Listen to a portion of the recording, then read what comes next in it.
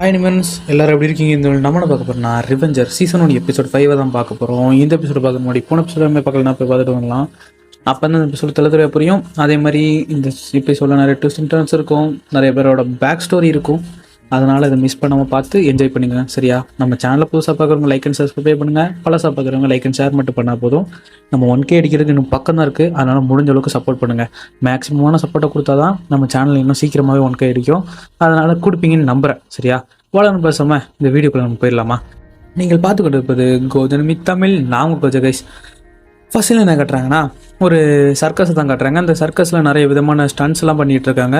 அதனால் போர்ட்லேயும் எழுதி போட்டிருக்காங்க. எல்லா சைனா லேண்ட்லேருந்து எல்லா இடத்துலேருந்து வந்துட்டு இருக்காங்க. அப்போ அந்த சர்க்கஸோட ஜோக்கர் மண்டை வந்து வாங்க, இங்கே ஃபயர் பிரீத்திங்லாம் இருக்குது, நிறைய ஷோஸ்லாம் இங்கே காட்டுவோம். அதோட ஸ்னேக் உமனோட இதையும் பாருங்கள் அப்படி சொன்னோடனே அந்த சர்க்கஸை காட்டுவாங்க. ஜெயண்ட் மேன் நிறைய பேர் அங்கே இருப்பாங்க. அந்த ஸ்னேக் உமனும் வந்துட்டு உங்களுக்கு ஒரு ஷோ காட்டுன்னு சொல்லிட்டு டக்குனா ஊற்று போட்டு காட்ட ஆரம்பிச்சிருவாங்க. எல்லாரும் ஆடி போயிடுவாங்க. அப்படியே அந்த கூண்லேயே ஒரு இது இருக்கும், அதோட அந்த ஷோவை நடத்திக்கிட்டு இருப்பாங்க. இந்த சைடு ரெண்டு ஒரு அக்கா தங்கச்சி, ஒரு அண்ணன் தம்பி தக்கச்சி வருவாங்க. வந்துட்டு இருக்கும்போது அவன் பிரதர்கிட்ட கேட்கும் அந்த பொண்ணு, நம்ம எவ்வளோ நேரம் தான் போகணும் அப்படி சொல்லும்போது, நீ கொஞ்சம் அமைதியாக அழுகாமல் நம்ம போயிடலாம், இன்னும் பக்கம் தான் அப்படி சொல்லும்போது, ஆமாம் நான் கண்டிப்பாக அவனை மீட் பண்ணி ஆகணும், அந்த ஸ்டாச்சு கிட்ட நம்ம போகிறது தான் நம்ம பிளான் அப்படி சொல்லும்போது, ஜோக்கர் மட்டும் அவங்க வந்துட்டு, ஓ நீங்கள் ரெண்டு பேரும் எங்கேருந்து வரீங்க, எங்கே போகிறீங்கன்னு சொல்லிட்டு இவங்க ரெண்டு பேர்ட்டையும் இவங்க பேசி கொடுத்துட்ருப்பான். அப்போ இந்த சைடு பார்த்தா நம்ம சோசியும் ஜனல் பக்கம் வந்துட்டு நாளைக்கு என்ன நடக்க போகுதுன்னு சொல்லிட்டு அவன் கேம்லிங் அந்த கார்டை வச்சு பார்த்துட்டு இருப்பான். சரி நான் மட்டும் மேலே கட்டின அந்த அந்த பெட்டு மட்டும் ஜெயிச்சிட்டோன்னா எனக்கு நிறைய ப்ராஃபிட் வரும், அதை வச்சு நம்ம நிறைய பண்ணலாம் அப்படின்னு சொல்லிட்டு இருப்பான். இவனும் சரி நீ பண்ணு அப்படின்னு சொல்லிட்டு இருக்கும்போது நம்ம ஹீரோ கிட்டையும் கேட்பான், நீ ஒரு கில்லரு, உன் கையில் ரத்தத்தை தவிர வேறு ஒன்றும் இருக்காது, எப்படி உனக்கு இந்த ட்ராயிங் ஸ்கில்லாம் இருக்குன்னு கேட்கும்போது, அது எனக்கே தெரில, எனக்கு அது பிடிச்சிருக்கு, அதனால் நான் பண்ணுறேன்னு சொன்னோடனே நம்ம ஹீரோ அதை ஒரு வேலையவே பார்க்க ஆரம்பிச்சிருவோம்.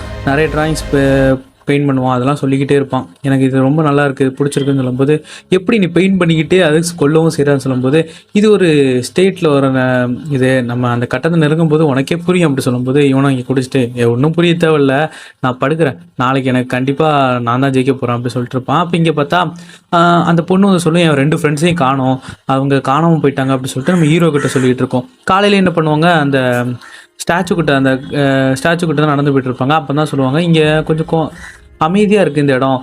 அப்போ தான் சொல்லுவாங்க, அவள் இன்னும் பெரிய பொண்ணுன்னு நினச்சிட்டு அவள் சின்ன பிள்ளைத்தனமாக பண்ணிகிட்டு இருக்கா அப்படின்னு சொல்லிட்டு இருக்கும்போது தான் பார்த்தா அவங்க இங்கே வந்து கல்லறையை தான் விசிட் பண்ணியிருக்காங்க அப்படின்னு சொல்லும்போது, இவன் அதை பார்க்காம அங்கே ஈனோ வந்து அந்த பட்டம் விளாண்டுட்டு இருப்பாள். அவள் சமையவே பட்டம் விடுவா, எல்லாரோட பட்டத்தையும் அறுத்துக்கிட்டே இருப்பாள். அப்போ நெக்ஸ்ட்னு சொல்லிட்டு அறுத்துக்கிட்டு இருக்கும்போது இவங்களுக்கே போர் அடிச்சிடும். ஏன்னா இவ கூட ஜெயிக்க முடியாதுன்னு சொல்லிட்டு ஒரு மைண்ட் தாட்டே வந்துடும். வந்த உடனே இவங்களும் எப்படி தான் ஜெயிக்க போகிறேன்னு சொல்லிட்டு பிளான் பண்ணிக்கிட்டே இருப்பாங்க. அப்போ இங்கே பார்த்தா நம்ம வெள்ள முடிக்காரனும் அப்படி உட்காந்து பேசிக்கிட்டு இருப்பான். சரி நல்லா தான் இருக்குன்னு சொல்லிட்டு அப்போ அங்கே அந்த ஜோக்கர் மண்டையை வருவான். வந்துட்டு சொல்லுவான், சரி நான் உங்களை டிஸ்டர்ப் பண்ணிட்டேன் அப்படிங்களா? இல்லை நான் உங்களை டிஸ்டர்ப்லாம் பண்ணல அப்படின்னு சொல்லிட்டு வந்துட்டு, நான் உங்கள் ஸ்ட்ரெயிட்டாகவே பாயிண்ட்டுக்கு வரேன், எங்களுக்கு என் மாஸ்டர் திரும்ப வேணும், அந்த மான்ஸ்டர் வந்து அப்படின்னு சொல்லும்போது, எனக்கு அது ரொம்ப பிடிச்ச ஒரு மான்ஸ்டர், அதனால் எனக்கு தேவைன்னு சொல்லும்போது, இல்லை நீங்கள் இப்படி தப்பாக பேசக்கூடாது, அவள் ஒரு மனுஷி, அதனால் அவள் மான்ஸ்டர் கிடையாது, இது மணிக்கான ஒரு விஷயமே கிடையாது, நீங்கள் எவ்வளோ மணி கொடுத்தாலும் அவ்வளோ தரமாட்டேன், அவள் ஒரு ஹியூமன் பீயிங் அப்படின்னு சொல்லிட்டு தெளிவாக சொல்லுவான்.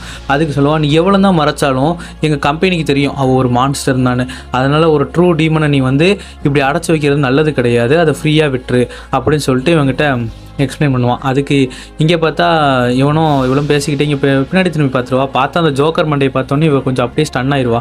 அந்த ஸ்டன்னான நேரத்துலேயே கைட்டை பிச்சு விட்ருவாங்க.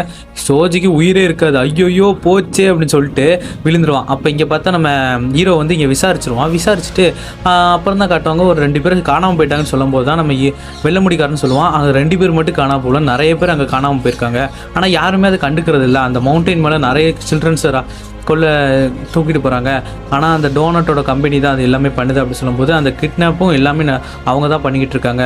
இது ஃபஸ்ட்டு அவங்க வெறும் ட்ராவலிங் பண்ணும்போது வெறும் பெர்ஃபார்மன்ஸ்க்காக தான் ட்ராவலிங் பண்ணாங்க. அதுக்கப்புறம் அந்த சீஃப் தான் வித்தியாசமான பவர் உள்ளவங்களை பிடிச்சி அந்த எக்ஸ்பெரிமெண்ட் அங்கே பண்ணிக்கிட்டு இருக்கான். அதில் நம்ம ஈனோவும் ஒன்று அப்படின்னு சொல்லும்போது, ஓ ஆமாம், அதனால் நம்ம கண்டிப்பாக அவங்களை காப்பாற்றி ஆகணும். இங்கே பேசிகிட்டு இருக்கும்போது இங்கே பார்த்தா அந்த கூடாரத்தை தான் காட்டுவாங்க. அப்போ 2 பேரை பிடிச்சிட்டு வந்திருப்பாங்கல்ல, அவங்க 2 பேரையும் சரி கூண்டில் போய் போடுங்கன்னு சொல்லுவாங்க. இவங்களும் சொல்லிட்டு கூண்டில் போய் போடலான்னு சொல்லிட்டு போயிட்டு இருக்கும்போது இவன் இங்கே வந்து அழுதுகிட்டு இருப்பான், கண்ணை தொடச்சிக்கிட்டே. அப்போது வந்து அந்த பொண்ணு வரும். அப்போ ஈனோன்னு சொல்லுவா, ஆமாம் நீ என் மேலே லவ் வச்சுருக்கல, உனக்கு என்ன வேணும்னு கேட்கும்போது, இல்லை, நான் உனக்கானவளாக இருக்குன்னு ஆசைப்பட்றேன் அப்படி சொல்லிட்டு இங்கே காதல் வார்த்தையெல்லாம் பேசிக்கிட்டு இருப்பாங்க. சரி சரின்னு சொல்லிட்டு இவனும் பேசிகிட்டு இருப்பான். இவனு கேட்பான், ஓ அதுக்காக நீ எவ்வளோ பே பண்ண போகிற அப்படின்னு சொல்லிட்டு நம்ம ஈனோ கேட்கும்போது, நான் என்ன வேணாலும் தர உனக்கு விருப்பமாக இருக்கேன் அப்படின்னு சொல்லிட்டு இவனும் பேசிக்கிட்டு இருக்கும்போது இங்கே பார்த்தா மம்மின்னு அழுதிட்டு இருப்பாங்க எல்லாருமே கத்திக்கிட்டே.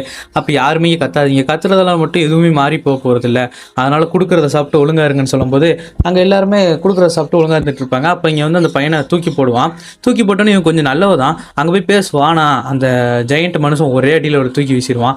தூக்கி வீசின உடனே சரி அவளும் முடிஞ்சிட்டா அப்படின்னு சொல்லிட்டு அங்கே போய் விழுந்துருவா. விழுந்த உடனே அங்கே சாப்பாடு எல்லாரும் கொடுத்துட்ருப்பா.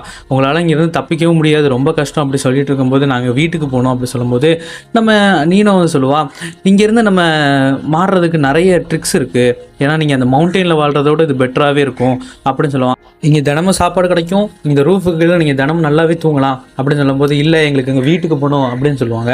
சொல்லும்போது இவளும் சரி வீட்டுக்கு தானே போகணும் அப்படின்னு சொல்லிட்டு அந்த காயின் இருக்கும்ல, கோல்டு காயின், அதை அங்கே போட்டு அப்படியே வந்துடுவா. வந்த உடனே நெக்ஸ்ட் சீன்லேயே இந்த கோல்டு காயினை திருப்பி போய் அவள் கொடுப்பா. அங்கே பார்த்தா அது பைட்டில் இருக்கும். அப்போ இது நல்லது தான், நம்மளுக்கு அந்த காயின் திரும்ப கிடச்சிருச்சு அப்படின்னு சொல்லிட்டு இருப்பான். அப்போ இவங்க சொல்லுவான், ஃபஸ்ட்டு இந்த காயின் எங்கேருந்து வந்துச்சு யோசிச்சிங்களா அப்படின்னு கேட்கும்போது, நீ எப்படி இந்த காயினை கண்டுபிடிச்சுன்னு கேட்கும்போது, அந்த மவுண்டைன் கிட்ட தான் கண்டுபிடிச்சேன், அந்த டோனட்டை போய் பார்க்கும்போது கண்டுபிடிச்சேன்னு சொல்லும்போது, நான் என்ன சொன்னேன், அவங்ககிட்ட இருந்து தள்ளியே இருக்கணும்னு நீ சொன்னேன் அப்படின்னு சொல்லும்போது இவனும் அதை ஒன்றும் கண்டுக்க மாட்டான். அதுக்காக நம்ம நெக்ஸ்ட் அந்த இடத்த தான் அட்டாக் பண்ண போகிறோம், அந்த இடத்துல இருந்து அவங்களை காப்பாற்ற போகிறோம் அப்படின்னு நீங்கள் பேசிக்கிட்டு இருக்கும்போதே, சரி இந்த கோல்டு காயின் நல்லா தான் இருக்குது அப்படின்னு சொல்லிட்டு இவங்களும் பார்த்துட்டு இருக்கும்போதே நெக்ஸ்ட் சீனில் என்ன கட்டுறாங்கன்னா, அந்த ட்ரெஸ்ஸை தான் எடுத்துகிட்டு வருவான். அப்போ ஈனோ சொல்லுவா, எனக்கு ரொம்ப தேங்க்ஸ் எனக்காக இதை குயிக்காக பண்ணுறதுக்கா அப்படின்னு சொல்லும்போது, ஆனால் இது நல்லதாக எனக்கு பண்ணலன்னு சொல்லிட்டு வெள்ள முடிக்கான்னு சொல்லுவான். இல்லை நான் பார்த்துக்கிறேன், ஆனால் ஃபஸ்ட்டு அவனை நீ கொல்லணும் அப்படின்னு சொல்லும்போது, சரி அதெல்லாம் நான் பார்த்துக்கிறேன், கடவுள் விட்ட வழியில் நான் பாட்டுக்கு போகிறேன் அப்படி சொல்லிட்டு இவனை இங்கேருந்து கிளம்புவா.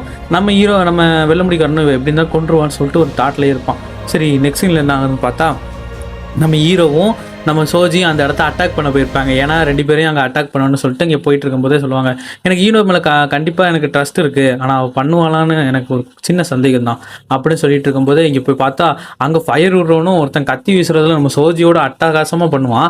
அவனும் இவன் இங்கேருந்து அந்த சீட்டை வீசா அவன் கத்தி வீசன்னு சொல்லிட்டு இருப்பான். இவனுக்கு ஐயோ இவங்ககிட்ட வேறு மாட்டிக்கிட்டுமே அப்படி சொல்லிட்டு இருக்கும்போது இங்கே பார்த்தா நம்ம டாக்டர் வந்து அந்த இடத்துல பாக்ஸ் வச்சு அந்த வெப்பன் எடுக்க பார்ப்பாரு. அங்கே பார்த்தா அந்த ஜெயண்ட் மனுஷன் வந்து ஒரே அடி அதை நொறுக்கிடுவான். நொறுக்கின உடனே சரி இவ்வளோ நாளுக்கு அப்புறம் என் ஸ்ட்ரென்த்தை யூஸ் பண்ணுறதுக்கு ஒரு நல்ல ஆள் கிடச்சிருக்கான், வா போட்டு பார்த்துக்கலாம் அப்படின்னு சொல்லிட்டு இங்கே பார்த்தா அந்த கத்தியெல்லாம் வீசிக்கிட்டு இருப்பான். கத்தியை வீச வீச இவனால் ஒன்றுமே பண்ண முடியாது, ஏன்னா அதை தடுத்துக்கிட்டே இருப்பாங்க. தடுத்துக்கிட்டே இருக்கும்போது என்னாகும், இவனால் ஒன்றுமே பண்ண முடியாது. அப்போது திரும்பவும் அந்த ஃபயர்மேன் கிட்டே நம்ம ஹீரோ மாட்டிப்பான். அந்த ஃபயர்மேன் அப்படியே ஃபயர் விட்டுக்கிட்டே இருப்பான். இவனும் சரி என்ன தான் பண்ண போகிறான்னு சொல்லிட்டு இவன் பார்த்துக்கிட்டே இருப்பான். அந்த ஃபயரில் இவனால் நிற்க முடியாதுன்னு நினச்சிட்டு இருப்பான். இவனும் விடுவான், ஆனால் அது கத்தி வந்து இவன் மேலே படுறதுக்குள்ளே நவுந்துருவான்.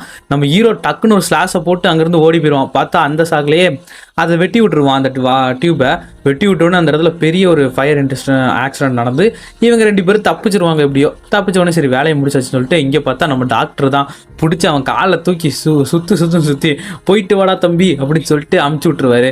அமுச்சு விட்டு என்கிட்டலாம் மோதிர வேலை வச்சுக்காதோ அப்படின்னு சொல்லிட்டு விட்டுருவாரு. அவனும் சொல்லுவான் சரி நம்ம நெக்ஸ்ட் என்ன ஆக போகுதுன்னு பார்க்கலான்னு சொல்லிட்டு டாக்டர் இங்கேருந்து கிளம்ப ஆரம்பிச்சிருவாரு. அங்கே பார்த்தா இந்த இடமே தீ பிடிச்சி எரிஞ்சிக்கிட்டு இருக்கும். அங்கே பார்த்து யாரோ சாவி தாங்க சொல்லிட்டு அந்த சாவியை வாங்கிட்டு இருப்பாங்க, இல்லைன்னா செத்து போயிடுவாங்க இந்த கிட்ஸ்லாம் அப்படி சொல்லிட்டு இருக்கும்போதே அங்கே சாவியும் வரும். சாவியை எடுத்துகிட்டு இவங்க எல்லாரும் திறந்து விட்டு தப்பிக்க வைப்பாங்க. அப்போ நெக்ஸ்ட் சீனில் இங்கே பார்த்து அந்த ஜோக்கரும் அந்த நம்ம ஈனோவும் அப்படியே ரொமான்ஸ் பண்ணிகிட்டு இருப்பாங்க. அப்போ எனக்கு தெரியும் நீ வருவேன்னு அப்படின்னு சொல்லிட்டு அந்த ஜோக்கர் மண்டேன்னு சொல்லுவான். ஆமாம் இதான் நல்ல நேரம் அப்படின்னு சொல்லும்போது சரி இதான் வேலைண்ணா தாராளமாக பண்ணிக்கன்னு சொல்லிட்டு அவன் கழுத்தை பிடிச்சி நெரிச்சிக்கிட்டு இருப்பான். ஆனால் ஈனோ ஒன்றுமே பண்ணாமல் அப்படி கையை நீட்டுவா. கடைசியில் என்ன பண்ணிடுவான் ஜோக்கர் மண்டையன், என்னால் உன்னை கொல்ல முடியாது, என்னால் முடியலை அப்படின்னு சொல்லும்போது சரி ஆனால் இது எனக்கானது, ஏன்னா நீ எனக்கானவன் அப்படி சொல்லிட்டு அப்படியே அந்த பட்டத்துக்கு ஒரு ஸ்ட்ரிங் எடுப்பான். அதை எடுத்துகிட்டு சரி இது உனக்கானதுன்னா நீ எடுத்துக்கோ தாராளமாக அப்படின்னு சொல்லுவான். சொன்ன உடனே என்னாகும், சரி எடுத்துக்கோ அப்படின்னு சொன்ன உடனே இவனும் அப்படியே கழுத்தை கட்டிட்டு சரி எனக்காக நீ அங்கே வெயிட் பண்ணு, நான் கண்டிப்பாக உன்னை தேடி வருவேன்னு சொல்லும்போது ஐ லவ் யூ டோனட் அப்படின்னு சொல்லிட்டு சொன்ன உடனே அவன் கழுத்தை அப்படியே அவன் கழுத்தை துண்டாவே எடுத்துருவா. அதுக்கப்புறம் அந்த இடமே எரிஞ்சு போயிடும். எரிஞ்சு போன பிறகு அந்த இடத்துலேருந்து இவங்க எல்லாரும் அந்த பசங்களை காப்பாற்றிடுவாங்க. பசங்க அங்கேருந்து அந்த கல்லறைக்கு போயிட்டு அங்கே கும்பிட்டுட்டு இருப்பாங்க. இதை நம்ம ஹீரோவும் பார்த்துட்டு கொஞ்சம் ஹாப்பியாக இருப்பான். நெக்ஸ்ட் சீன்லேயே கரெக்டாக என்ன ஆகுனா, நான் அந்த காப்பாற்றப்பட்ட அது மற்ற பொண்ணுங்க அந்த சின்ன சின்ன குழந்தைகள்லாம் இந்த பாம்பு பொண்ணு அப்படியே வேற எங்கேயோ கூப்பிட்டு போயிட்டு இருப்பான். அப்போ இங்கே பார்த்தா இந்த கேக்கு ரொம்ப எக்ஸ்பென்சிவ் ஆனது, எப்படி எனக்கு வாங்கினேன்னு கேட்கும்போது இல்லை எனக்கு கொஞ்சம் காசு இருந்துச்சு அதை வச்சு வாங்கினேன் அப்படின்னு சொல்லிட்டு இங்கே பேசிகிட்டு இருப்பான். இவனும் சரி நீ நல்லா இருந்தால் சரி அதுவே போதும் அப்படின்னு சொல்லிட்டு இங்கே பேசிட்டு இருக்கோம். நெக்ஸ்ட் இல்லையே நம்ம டாக்டரையும் நம்ம வெள்ளை முடிக்காரனே காட்டுவாங்க. ஆனால் எனக்கு இன்னுமே நம்ப முடியல, நம்ம கூட அவளை வச்சுருக்கோம், பட் எனக்கு தெரிஞ்சு நிறைய பிரச்சனை நமக்காக வரப்போகுது அப்படின்னு சொல்லும்போது, இல்லை அப்படிலாம் ஒன்று வராது, நம்ம வந்தாலும் பார்த்துக்கலாம், ஏன்னா அவள் நல்லாவே புரிஞ்சுக்கிட்டா நம்மளை பற்றி, அதனால நம்மளுக்கு எந்த பிரச்சனையும் வராது அப்படின்னு சொல்லும்போது நம்ம டாக்டரும் சரி எது நடந்தாலும் சரி அவள் கடைசி வரைக்கும் ஹியூமனாகவே இருந்தாலும் போதும் அப்படி சொன்னோடனே அதோட இந்த இடத்துல இந்த எபிசோட முடிச்சிருவாங்க. மீண்டும் நாளைக்கு ஒரு நல்ல எபிசோட் வந்துக்கிறேன். அது வரைக்கும் முடிஞ்ச அளவுக்கு நம்ம சேனலை சப்ஸ்கிரைப் பண்ணி நிறைய சப்போர்ட் பண்ணுங்கள். முடிஞ்ச அளவுக்கு ஷேரும் பண்ணி விடுங்கப்பா. நீங்கள் கொடுக்குற ஒவ்வொரு like and comment and subscribe தான் எனக்கு வீடியோ போடுறதுக்கு மோட்டிவேட்டாக இருக்கும். சரியா, ஒரு 2 நாள் கேப் விட்டேன், அதுக்காக கோச்சிக்க வேணாம். அதுக்கு முன்னாடி உங்ககிட்ட சொல்ல வேண்டிய விஷயம் இருக்குது. Happy new year guys. நல்லதே நினைங்க, நல்லதே நடக்கும். சரியா, அதனால் முடிஞ்ச அளவுக்கு எல்லோரும் ஹாப்பியாகவே இருங்க. இப்போ உங்களிடம் விடைபெறுவது உங்கள் கோஜனமி Tamil. Bye guys, love you, tata, bye, see you.